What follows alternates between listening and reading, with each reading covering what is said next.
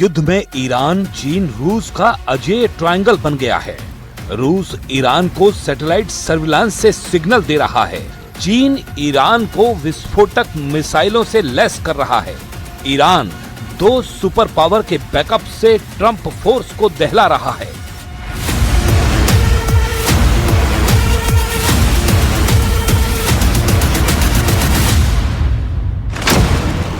खाड़ी युद्ध की पिक्चर क्लियर है। अमेरिका इजराइल में बड़ा फेयर है। युद्ध अब बराबरी का है। टक्कर फाइनल राउंड की है।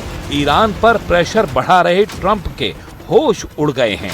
अमेरिका से एनकाउंटर में रेवोल्यूशनरी लड़ाके बहुत भारी पड़ रहे हैं। ईरान ने ट्रंप सपोर्टर देशों की धज्जियां उड़ानी शुरू कर दी हैं।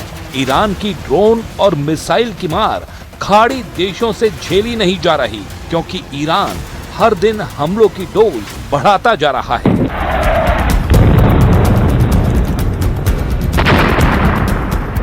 कुवैत, ओमान, कतर, संयुक्त अरब अमीरात, बहरीन, ओमान, सऊदी अरब की चीखें निकालने के बाद अब ईरान जॉर्डन को जर्जर कर रहा है।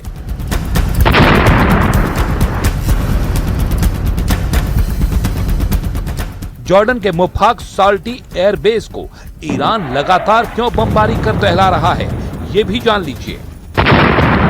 ये एयरबेस जॉर्डन के अजक्र इलाके में है, जो राजधानी अम्मान से करीब 100 किलोमीटर उत्तर पूर्व में है। ये RJAF यानी रॉयल जॉर्डेनियन एयरफोर्स का प्रमुख एयरबेस है। आधिकारिक जानकारी के मुताबिक इसे 24 मई 1981 को खोला गया था और इसका नाम जॉर्डन के पायलट लेफ्टिनेंट मुआफक साल्टी के नाम पर रखा गया। वो 1966 में इजरायली वायुसेना के साथ हवाई लड़ाई में मारे गए थे। जॉर्डन के F-16 लड़ाकू विमानों के प्रमुख ठिकानों में से एक बेस में विमान रखरखाव और अपग्रेड की सुविधाएं। अमेरिकी कांग्रेस के रिसर्च के मुताबिक जॉर्डन के इस एयरबेस से अमेरिका अपने सैन्य अभियानों में सहायता लेता है। यहाँ अमेरिकी ड्रोन और लड़ाकू विमानों की मौजूदगी के भी दावे किए जाते रहे हैं। रॉयटर्स की 2026 की रिपोर्ट में भी इस एयरबेस को अमेरिकी क्षेत्रीय सैन्य ढांचे का हिस्सा बताया गया।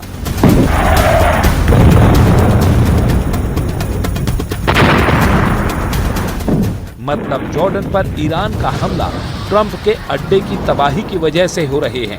इतना ही नहीं, ईरान ने ट्रंप फोर्स को परास्त करने के लिए चाइनीज किलर को वॉर जोन में जल्द तैनाती के सिग्नल दिए हैं। इसकी वजह ट्रंप नेतन्याहू की मीटिंग में लिए गए फैसले हैं। व्हाइट हाउस में नेतन्याहू ट्रंप ने ईरान पर फाइनल असॉल्ट का फैसला लिया है।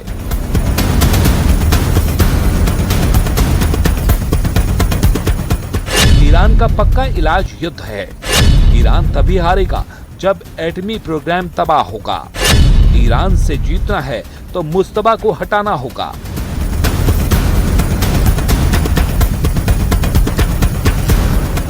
ट्रंप का दिमागी टेम्परेचर खौलने लगा है। नेतन्याहू की बताई बातों ने ट्रंप को इतना भड़का दिया है कि उन्होंने ईरान को तोड़ डालने के ऑर्डर दिए हैं। ट्रंप ने नेतन्याहू से ये तक कहा है कि मुझे ये बातें पहले क्यों नहीं बताई, मुझे ईरान से मिले सीक्रेट क्यों नहीं दिखाए। नेतन्याहू ने ट्रंप को क्या दिखाया है? कौन सा खौफ अब व्हाइट हाउस में छाया है? क्यों ट्रंप ईरान में तबाही वाला युद्ध शुरू करने के लिए तैयार हो गए हैं? पीएम नेतन्याहू से सुनिए। ट्रंप से मीटिंग के बाद उनके खुशी का ठिकाना नहीं है। מצוינת עם הנשיא טראמפ. כשאני אומר מצוינת זה לא מן השפה אל החוץ. שיחה עם שותפות מלאה, עם תמיכה הדדית, עם הבנה על היעד המשותף להבטיח שלאיראן לא יהיה נשק גרעיני וגם יעדים אחרים. אחת השיחות הטובות ביותר שקיימתי עם נשיא ארצות הברית, ידידנו דונלד טראמפ. היה שם גם כל הצוות הבכיר שלו.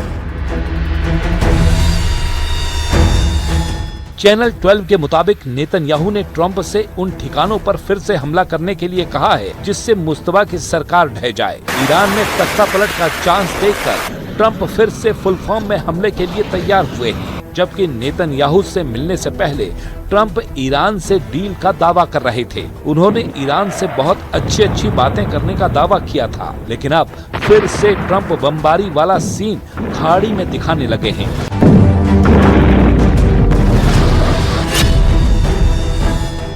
सऊदी अरब ने अमेरिका के साथ मिलकर इराक में ईरान समर्थक पॉपुलर मोबिलाइजेशन फोर्स के लड़ाकों के ठिकानों पर हमले किए हैं। न्यूज एजेंसी रॉयटर्स के मुताबिक संयुक्त हमलों में 20 लड़ाकों की मौत हो गई है, जबकि 32 घायल हुए हैं। अमेरिकी सेना के मुताबिक पीएमएफ के अड्डों से अमेरिकी सैनिकों और सऊदी अरब के एनर्जी सेंटर पर हमलों की तैयारी की जा रही थी।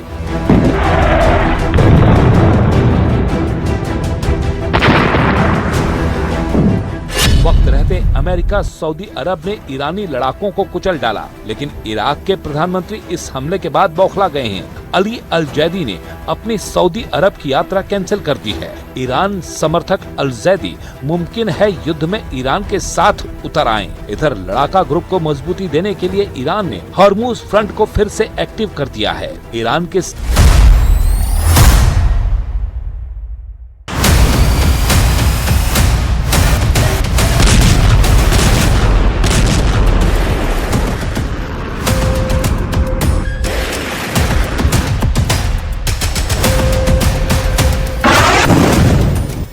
जेलेंस्की को हथियार चाहिए, बैलिस्टिक मिसाइल चाहिए, एंटी बैलिस्टिक सिस्टम चाहिए।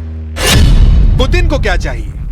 यूक्रेन का आत्मसमर्पण, नेटो के विस्तार पर लगाम, डॉनबॉस और पूर्वी यूक्रेन पर पूरी तरह कब्जा। यूक्रेन लॉन्ग रेंज हमलों से मॉस्को को सन्न कर रहा है, उसके तेल ठिकानों को तबाह कर रहा है। ब्लैक सी और कैस्पियन सागर रूस को निशाना बना रहा है, लेकिन सभी हमले लॉन्ग रेंज हमलों पर निर्भर है। मॉस्को यूक्रेन के ड्रोन हमलों का जवाब हाइब्रिड मोड में दे रहा है। ड्रोन के साथ बैलिस्टिक मिसाइलें यूक्रेन के शहरों में तबाही मचा रही हैं। यूक्रेन की जंग 5वें साल में प्रवेश कर चुकी है। लंबी जंग के बावजूद जेलेंस्की के तेवर हाई हैं, लेकिन पुतिन के पलटवार यूक्रेन के शहरों पर कहर बरसा रहे हैं। What was the conversation with Donald We speak about Patriot missiles. Really, it's true. Now we spoke with senators about it. So that Ukraine really can produce everything, which can destroy everything from Iranian Shaheeds to Russian drones and etc. We have drone interceptors, modern systems of electronic warfare. Real problem is anti-ballistic systems and anti-ballistic missiles. And of course, I shared what we need, our needs. I shared it with the president today. I'm very thankful to him for this meeting. And now I shared with senators. So we will try to manage it. It's a big challenge. Washington में मंगलवार को हुए Zelensky Trump मुलाकात के बाद एक बड़ा सवाल सामने आया है। क्या दुनिया के सबसे बड़े सैन्य और रक्षा ठेकेदारों में गिने जाने वाली अमेरिकी डिफेंस जायंट लॉकहीड मार्टिन के हथियारों से यूक्रेन रूस पर दबाव बना पाएगा? क्या इस जंग में कभी जेलेंस्की को निर्णायक बढ़त हासिल होगी? और जेलेंस्की की ट्रंप से सबसे अर्जेंट मांग क्या थी? जेलेंस्की की सबसे बड़ी टेंशन ये है कि वो चाहते हैं वो उन हथियारों का निर्माण यूक्रेन में जो मॉस्को के हर हथियार को भस्म कर दे। जेलेंस्की ने दावा किया है कि उनके पास रूस के ड्रोन से मुकाबला करने के लिए इंटरसेप्टर है, लेकिन असली समस्या एंटी बैलिस्टिक सिस्टम और एंटी बैलिस्टिक मिसाइलों की।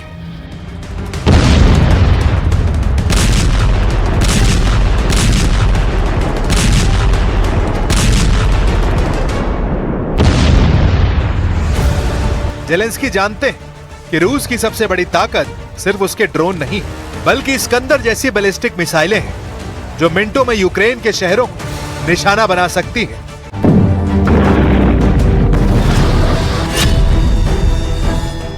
सऊदी अरब ने अमेरिका के साथ मिलकर इराक में ईरान समर्थक पॉपुलर मोबिलाइजेशन फोर्स के लड़ाकों के ठिकानों पर हमले किए हैं। न्यूज एजेंसी रॉयटर्स के मुताबिक संयुक्त हमलों में 20 लड़ाकों की मौत हो गई है, जबकि 32 घायल हुए हैं। अमेरिकी सेना के मुताबिक पीएमएफ के अड्डों से अमेरिकी सैनिकों और सऊदी अरब के एनर्जी सेंटर पर हमलों की तैयारी की जा रही थी।